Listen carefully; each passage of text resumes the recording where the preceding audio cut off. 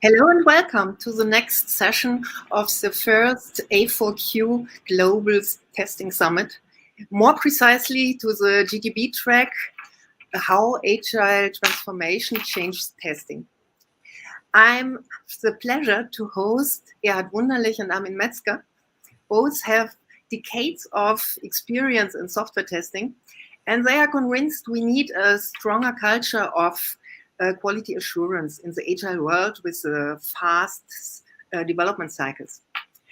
They speak about possible reasons and topics which should be strengthened or at least established, which expertise is required for this, and a way to get there. If you have questions, please use the chat. Leave your questions and comments. And at the end of this session, we have a Q&A part and we will come back to them. I'm so happy to have you here. And I don't want to steal you much time, so I hand over.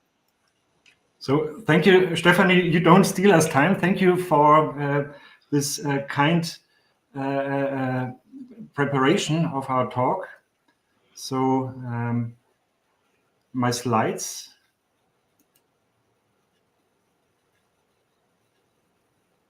Okay, here we go. So Agile at 2022, high quality, how can we improve the required knowledge base? We try to issue some questions and answer those questions, but maybe first of all, few words to ourselves. I'm Armin Metzger, the Executive Director of the German Testing Board, and as mentioned by Stephanie, we both together, I think, Erhard, we have 70 years or so of experience in development, in testing, in processes, in training, and so on, as do I, in different environments. And to keep the story short, and then after a lot of practical experience, so 6 years ago, I have decided to change to association work as my professional work. So now I'm in GTB. Yeah. Yeah, thanks, Armin. Also very welcome from my side. My name is Erhardt Wunderlich. I'm working at the moment at Alstom in an area called Central Validation, where we align processes and tools over all sides of Alstom worldwide. And like Armin said, I have also decades of experience in different industries and software hardware testing. And we see here then how we come from the classical way of development to the agile. And yeah, let's continue from here. Okay, so what will we tell you? We first will go into the current situation of testing at Agile, coming from surveys and so on and so on. Then we have analyzed some premises following for us. That's a personal view, of course. And then we would not be a German testing board if we would not provide a training course. We will talk about briefly at the end. Yeah, like Armin just said, we have here 2 surveys we looked into. We analyzed the results a little bit further. On the left side, you see the World Quality Report from 2020-21. This is a survey that was made across a high number of companies. 750 company executives from around the world have been asked. And the second survey is the software test survey from 2020 from the German Testing Board, the Technical High School in Cologne, the High School in Bremerhaven, and the Austrian Testing Board. And this is a continuation of surveys that have been done 2011, 2015, 16, and allows us a long-term analysis of trends and the quality assurance. And here have been some questions about organization, structuring, and meaningfulness, as well as questions about the fundamental goals of quality assurance have been asked. And yeah, look a little bit further in the details.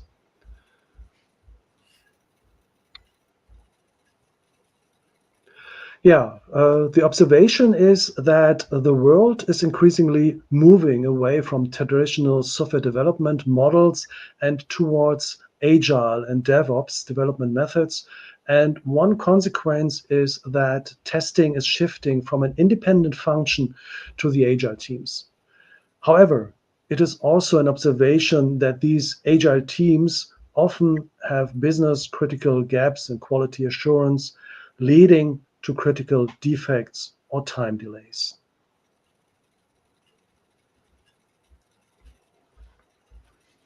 Yeah, we have here to address these risks that have been observed.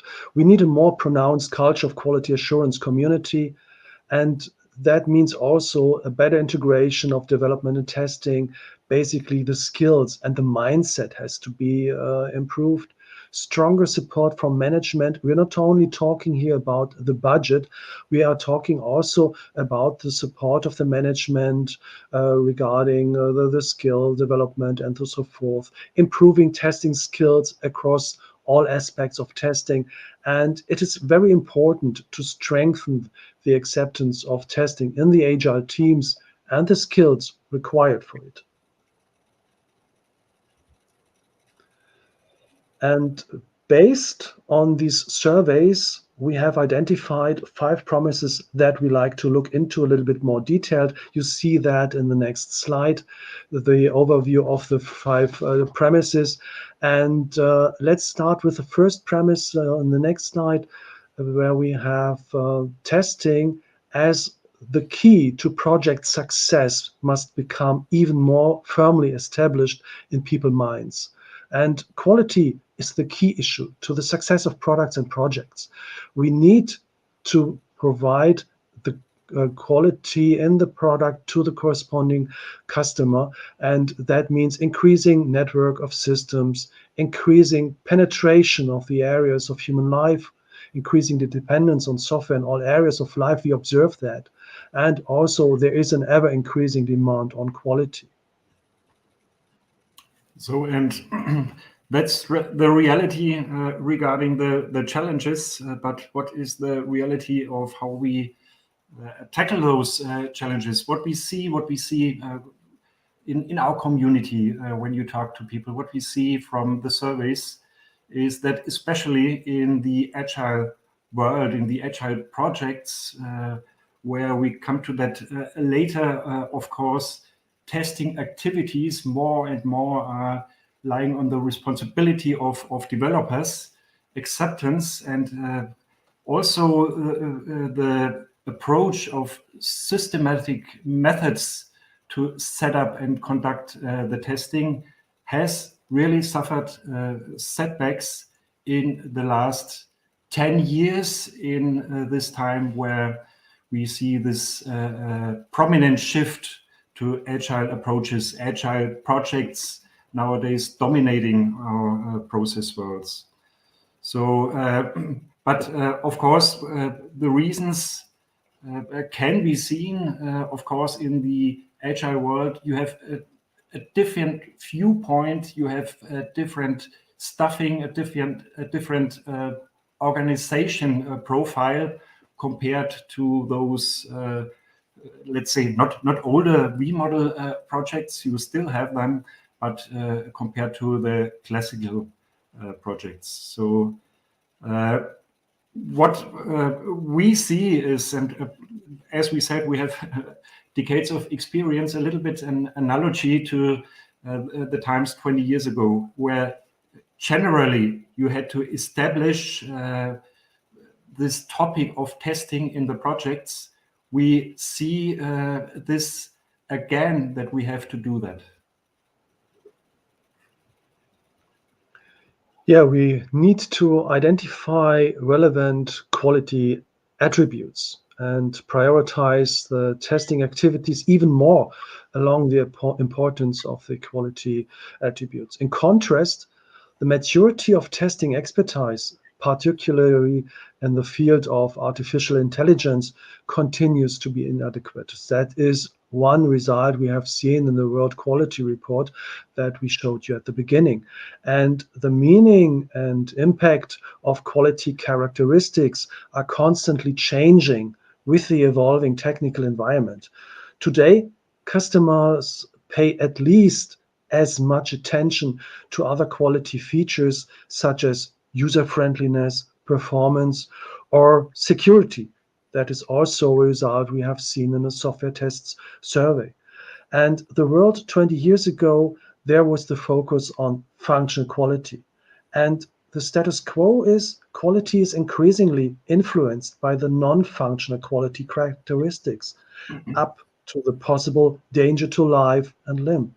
Increasing establishment of, in quotation, new, in reality, old technologies as artificial intelligence, machine learning, and Internet of Things. So what do we have to do with those quality characteristics? And that next slide is a slide that's a little bit my hobby, to show this slide on talks, because I think it's a really very important picture regarding testing. Because first of all, if you want to manage quality aspects in a proper way in the context of modern processes, you first have to know them. As Erhardt said, it's not only about functionality. Erhardt and me, we started testing where the testing world was 99.99% functional testing, but that's not true anymore. So, of course, topics like performance, maybe also usability, you see that here is suitability for use, topics that are a little bit more accepted in the testing world. But we see lacks, for example, in IT security, and even this picture is taken from this ISO standard. Even in the standards, some topics that, from my point of view, are important topics also as quality features are even not yet included in the standards and the guidelines. Like, for example, ethics. That would be another talk to talk about why ethics is a quality feature, but it is.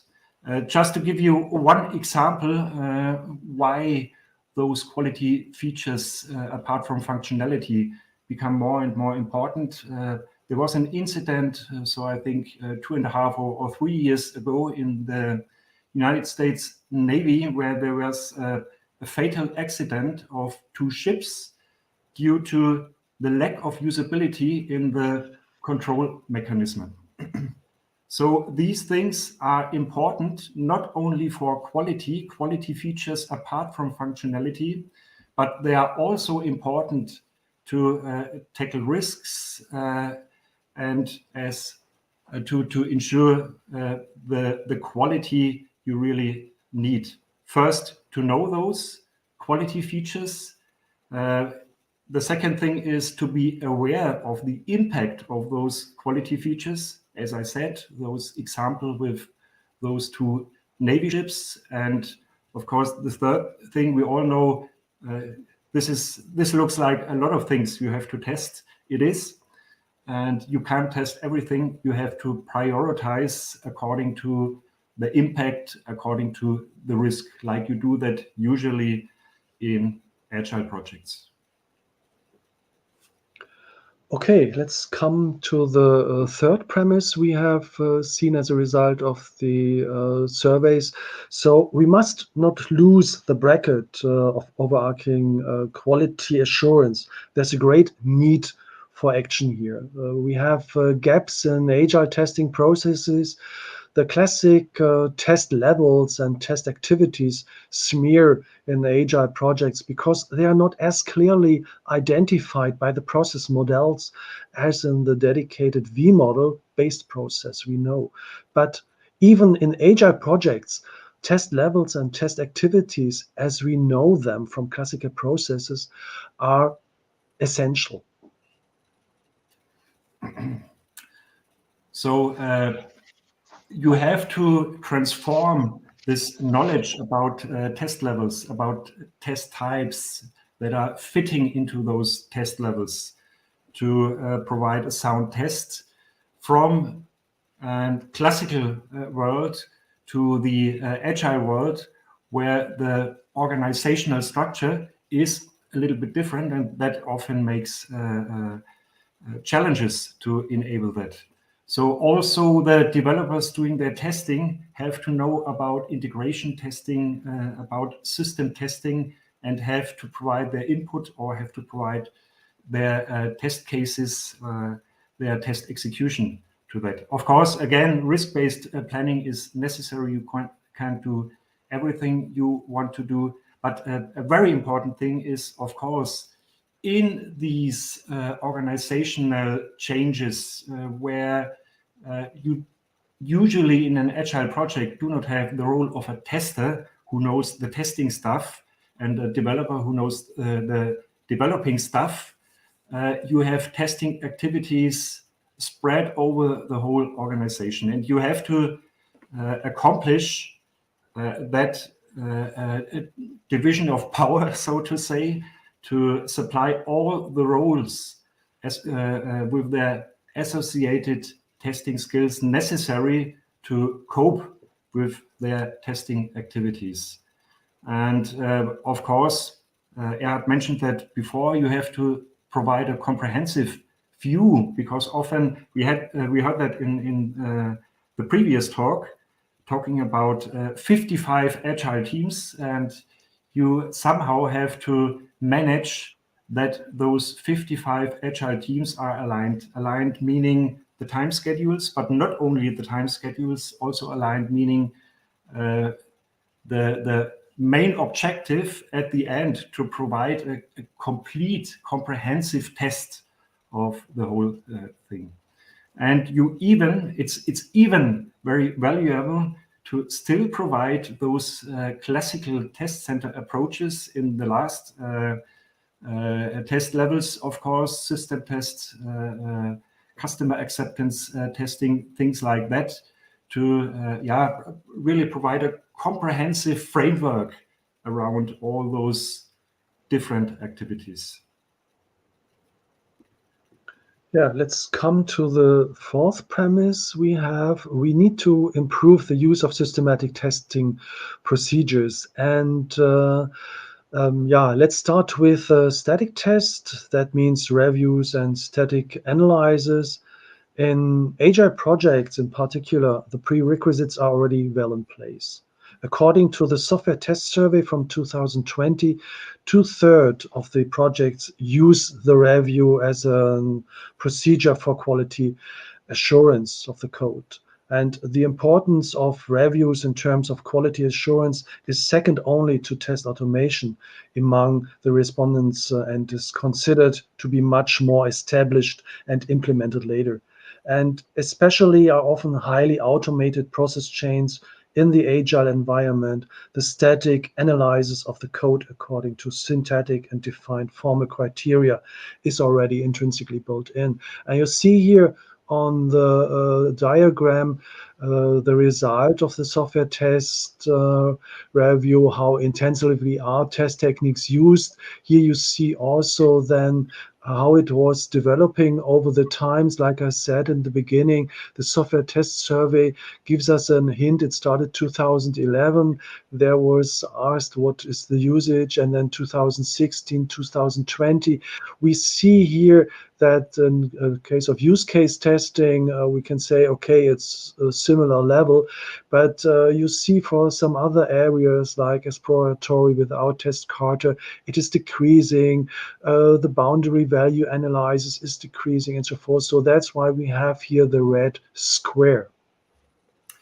So this, of course, is a setback in terms of systematics and even also in the knowledge of the coverage and the quality of your test. And that makes me a little bit sad.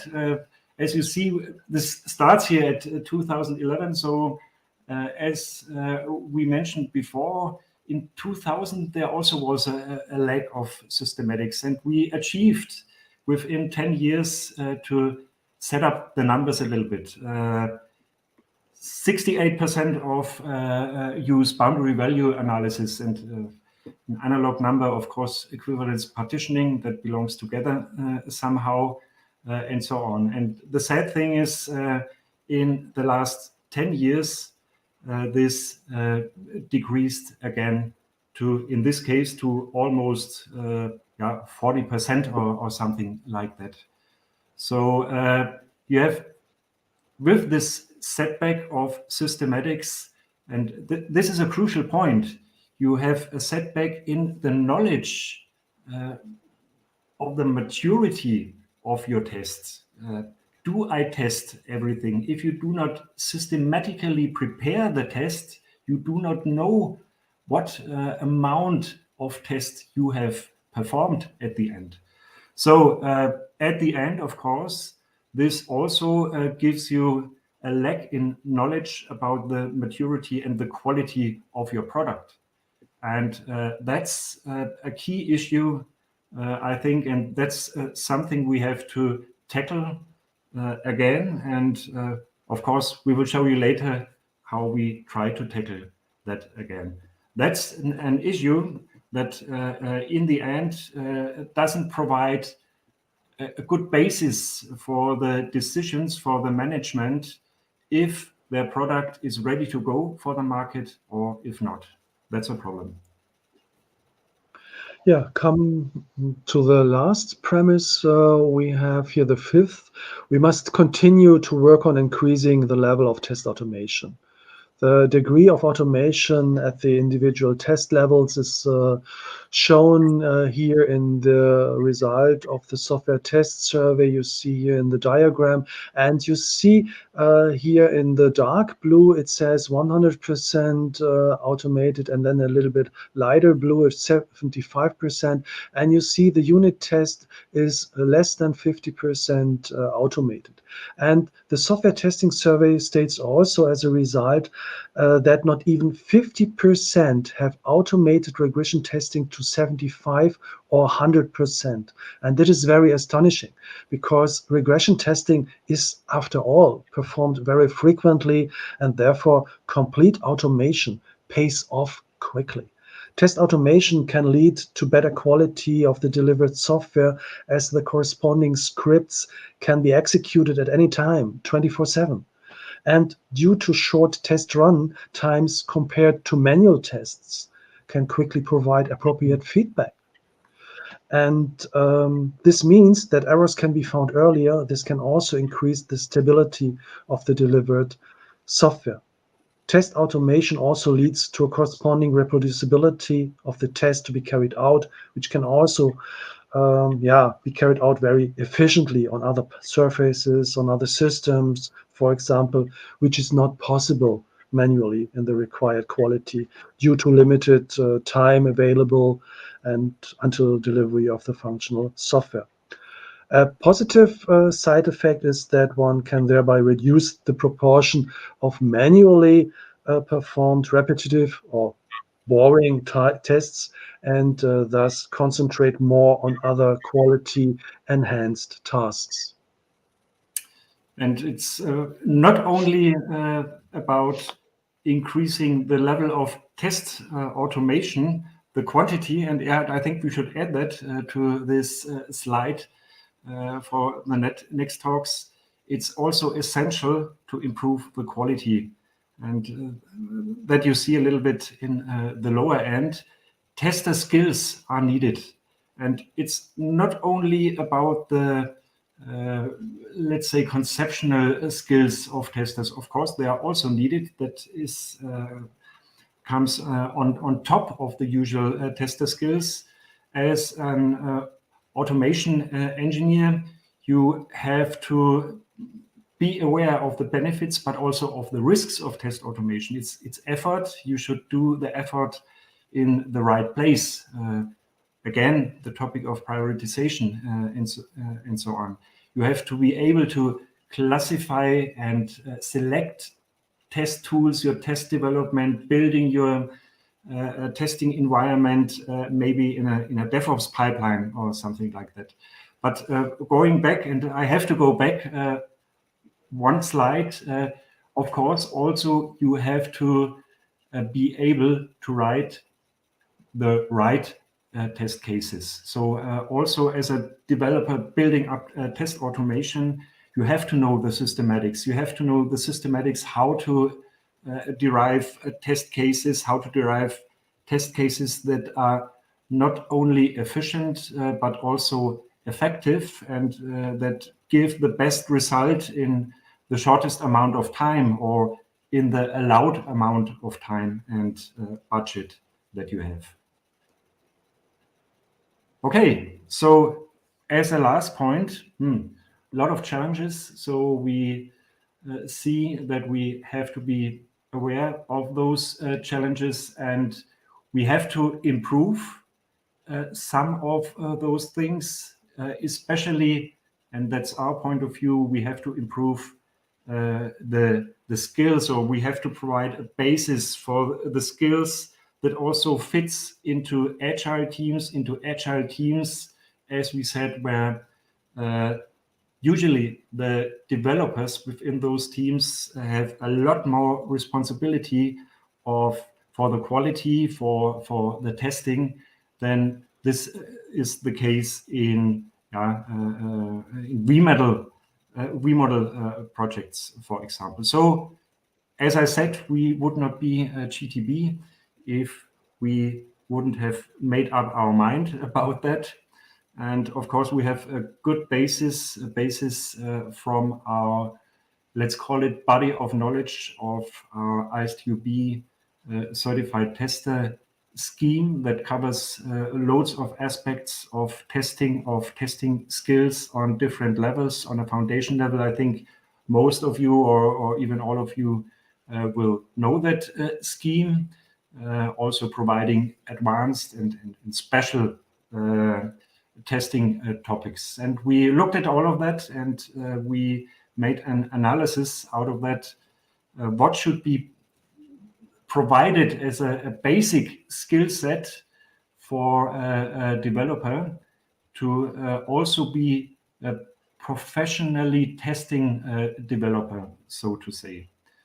And this should, of course, serve as a guide to the testing topics and establish an easier entry point for people that did not make up their mind with testing in this topic, alongside their other activities they have to do.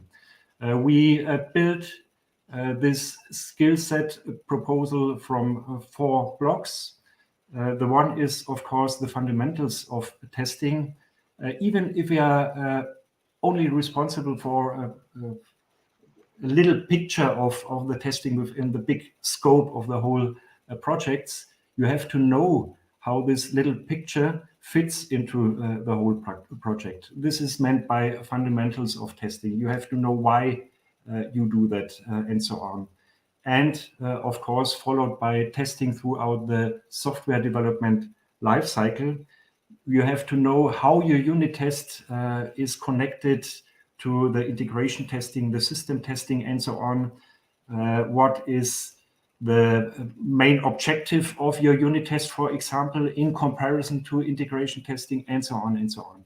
This means fundamentals of testing, the test levels, and the testing activities in the software development life cycles. And then, of course, a big part of the basic skills necessary are the test techniques.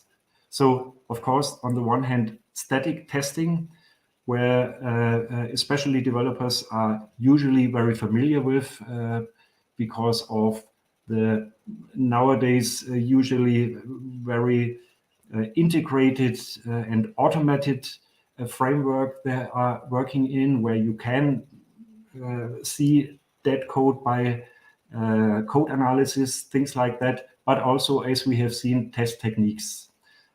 So beginning from the absolute basics like equivalence, partitioning, and so on, to all what you can apply to provide systematic testing. And then a big block is test automation. Later, a little bit more to that, because that's usually what a developer with testing activities in an agile project wants to achieve. So we have, in words, we have developed a syllabus for that. That's a 2.5 to 3 day course syllabus called the Software Development Engineering in Test syllabus, aligned a little bit in the brand. Those activities are out there on the market and in human resources. And this course is tailored for agile teams and of course, as I said, based on the content of the Certified Tester scheme. We've done that in cooperation with the Alliance for Qualification, who are the platform for this conference now, of course, and who are also the platform for the market introduction and the market activities of this course. So for basic aims of this course, to tackle those premises we have talked about, first of all, to foster acceptance for testing and to foster the awareness of the importance of testing as a key factor. Then to provide a sound basis of the expertise that is necessary in agile teams. This is a course especially for developers in agile teams, thus software development engineering in tests.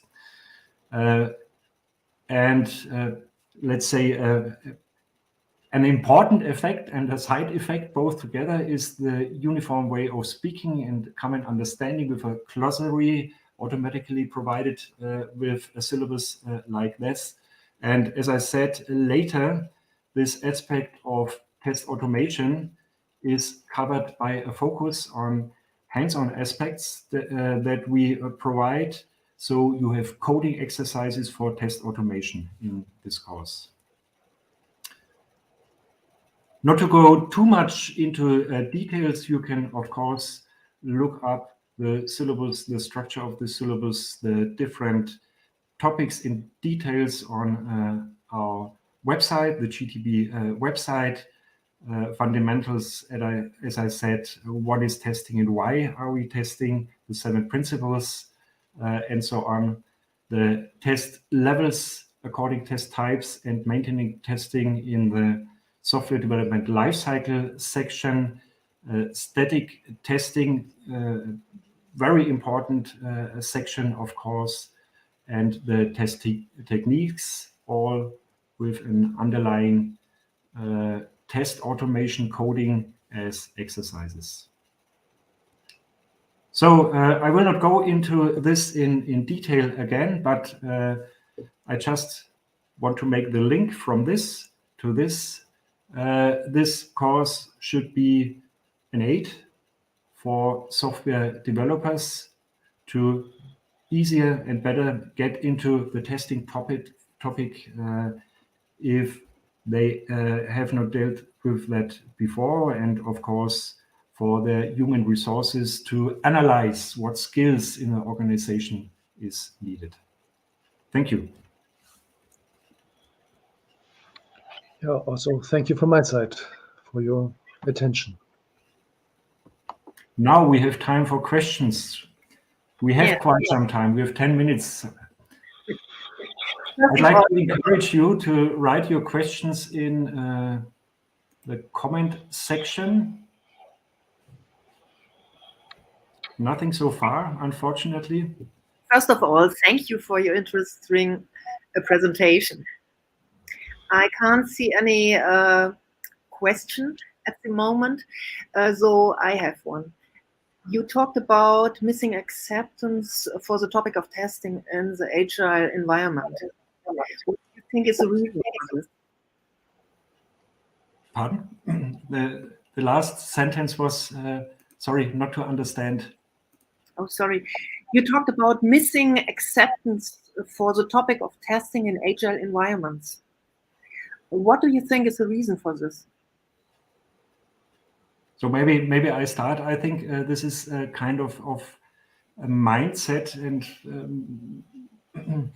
the basic reason is that let's say 20 years ago, the older of us will remember, 20 years ago we had test centers, we had testers. You employed people as testers, not as developer or product manager who does a little bit testing. Product managers did not do any testing. Developers did some unit testing, but the test centers usually did additional unit testing there. And this is in the last 10 years with this agile transformation, this is thrown upside down a little bit from my point of view, because now you have massive responsibility for the quality for testing activities in teams with people whose dominant activity and the activity they are hired for, so to say, is not testing, but is development, is product management, is talking to the customer, and so on and so on. And to 50% of their working life, they have to also provide testing activities. And this, from my point of view, not already to 100% reached those organizational structures and the personal structures.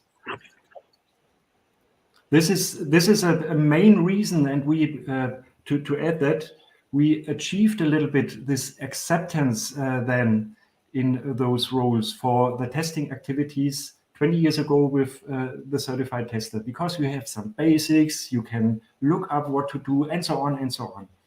And this is also a main reason why we developed this SDET, to give an aid for the people to get into this topic without being bored of it or not having any knowledge and failing at the end.